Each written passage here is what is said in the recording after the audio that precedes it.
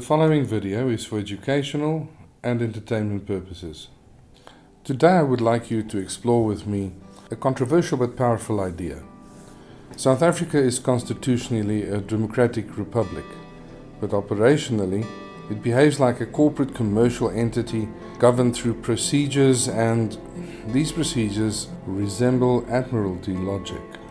Avoiding to dive deep into conspiracies and conspiracy theories that become fact eventually, this video will explore the systems, the structures, and the incentives that create a corporate overlay without ever declaring it. To understand how this happened, we must move through history, bureaucracy, psychology, finance, of course, and global governance. Let's first look at corporate governance in the Cape. South Africa begins under a corporation, the VOC, the Dutch East Indian Company. The VOC was literally a multinational corporation with powers normally reserved for states. They could wage war, sign treaties, collect taxes, and administer justice. From 1652 to 1795, the Cape was not governed by a crown or parliament. It was governed by a corporate board and its agents. The blueprint was set. Corporate administration suddenly equal to acceptable form of governance. When Britain took over, it kept much of the structure, hierarchical, bureaucratic, record-based control. The DNA of corporate governance was embedded into the region before the idea of a Southern African state even existed. Next, let us look at the Republic with a corporate skeleton. Fast forward to the 20th century. Even after the 1996 Constitution, which is fundamentally rights-based, something else happened. The internal machinery was not rebuilt. It was modernized using corporate software, international finance standards, managerial training, KPI measurement, performance contracts, tender-based procurement, and fee-based service models.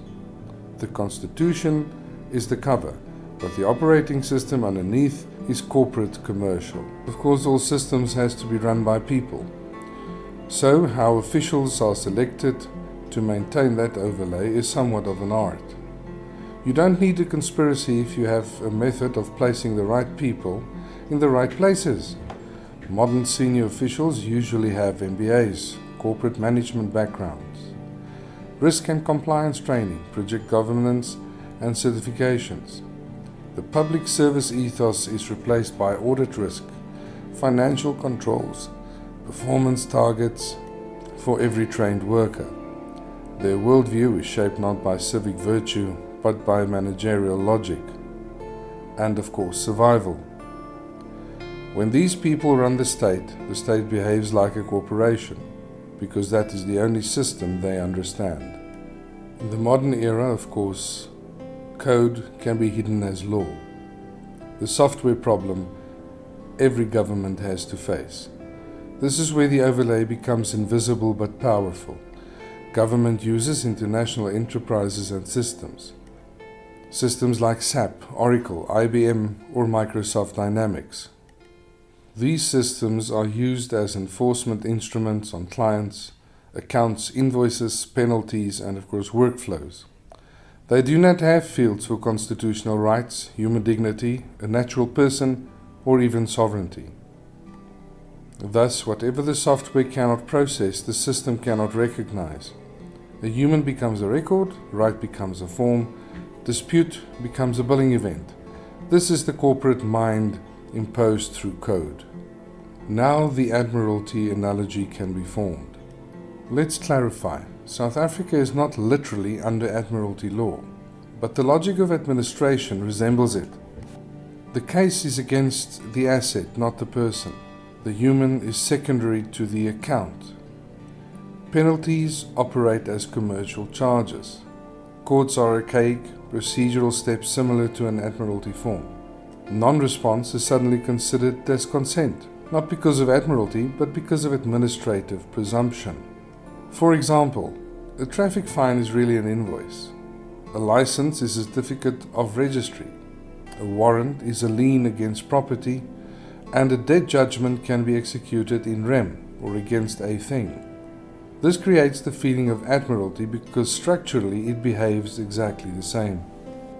Now we can see that international finance is now becoming the modern high seas. In Admiralty tradition, the sea was the zone of global commerce. Today the sea is international finance. Sovereign bonds, credit ratings, IMF reporting, FATF audits, SEC registration of debt, and SWIFT messaging compliance, which is now changing to a new standard, but all the same. The system is ever evolving. These global structures impose disciplines more rigid than many local laws. Treasury officials fear a downgrade or bond sell-off or capital flight risk far more than they would fear a constitutional challenge. So, global finance becomes the de facto jurisdiction above domestic law. This is the modern version of maritime governance, a state navigating financial waters with global institutions acting as harbors, ports, and tribunals. In this corporate environment, citizens are seen as economic units. In this system, the system becomes a taxpayer, a debtor, a customer, a labor resource, or a line item in actuarial tables. Humanity is abstracted into revenue potential, compliance probability, and a risk category. This is not a legal conspiracy. It is a philosophical downgrade created by bureaucratic and financial culture. So the dual system is set. Today South Africa operates with two parallel frameworks. In Layer 1 there is the Constitutional Republic, at least in theory, that kind of tries to guarantee human dignity, rights, justice, equality, and of course sovereignty. Then in Layer 2, which is the corporate commercial administration practice, is compliance, revenue taxation, performance metrics, penalties, debt-driven governance. The poor citizen lives almost entirely in Layer 2, interacting with forms and notices, penalties, fees, statements, accounts, an endless litany of litigation, legalese, and so forth. The rights-based layer appears only during litigation and only if the poor soul can afford it. This then is the corporate Admiralty overlay in South Africa.